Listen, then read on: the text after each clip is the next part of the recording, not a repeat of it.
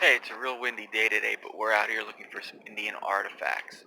We had gusts of wind last night and today up to 60 miles an hour. There's trees down, there's power outages. So what a better time to get out and see what we can find. Anything yet. What I am finding are just small little chips uh, that were basically when the tool was being made, whether it was a spear point or whether it was a hide scraper.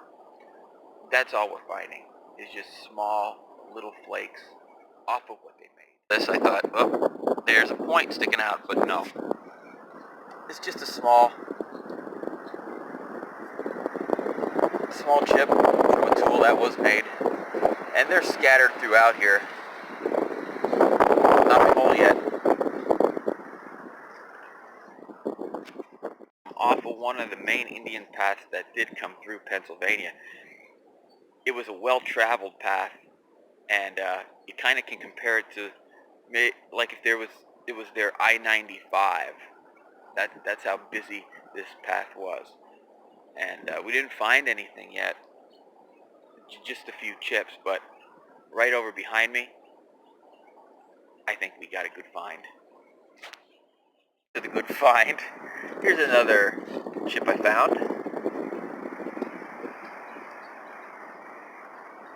Now that's made of a rock called black chert, which is really common in this area. I just scanned the ground, usually in the spring, after the heavy rains washed some of the leaves away and eroded some of the dirt away. Pottery sticking out of the ground. Just thought I'd check out pottery here. Thought this was a whole milk bottle, and it would have been a nice one too.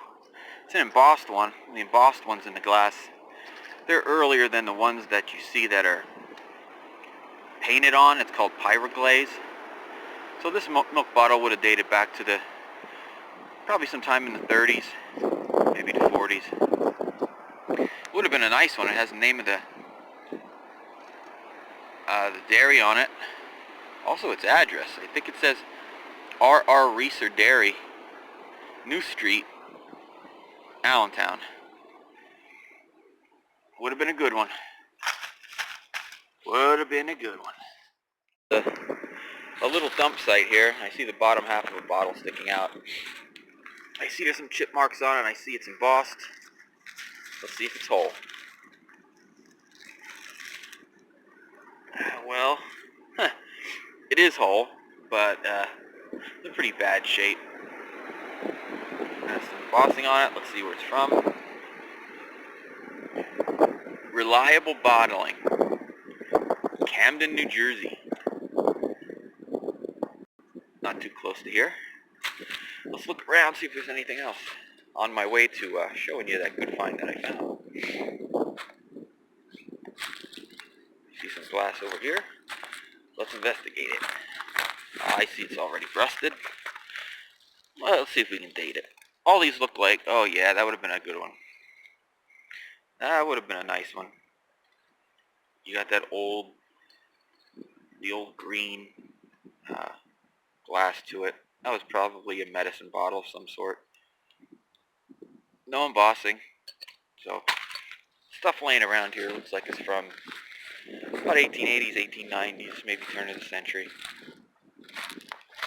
See another one? Oh, that one broke too. Look at it.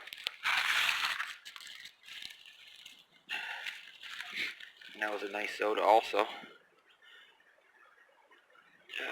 Let's see.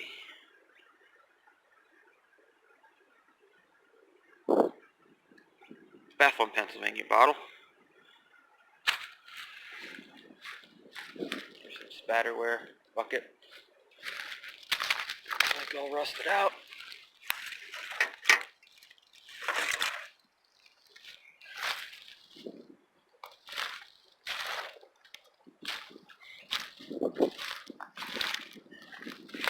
Make sure this isn't anything that we're looking for. Oh, just a rock. We'll continue it this way. Again, I always check these rocks out. The telling sign of an Indian artifact could be a part that is not visible.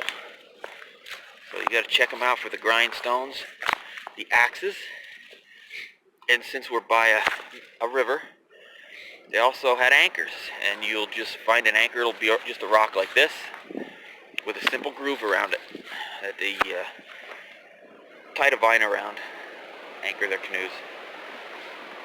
But that is not what we are looking for. Here,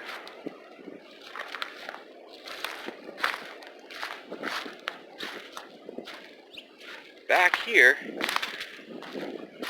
is the Indian artifact I was telling you about. Right there.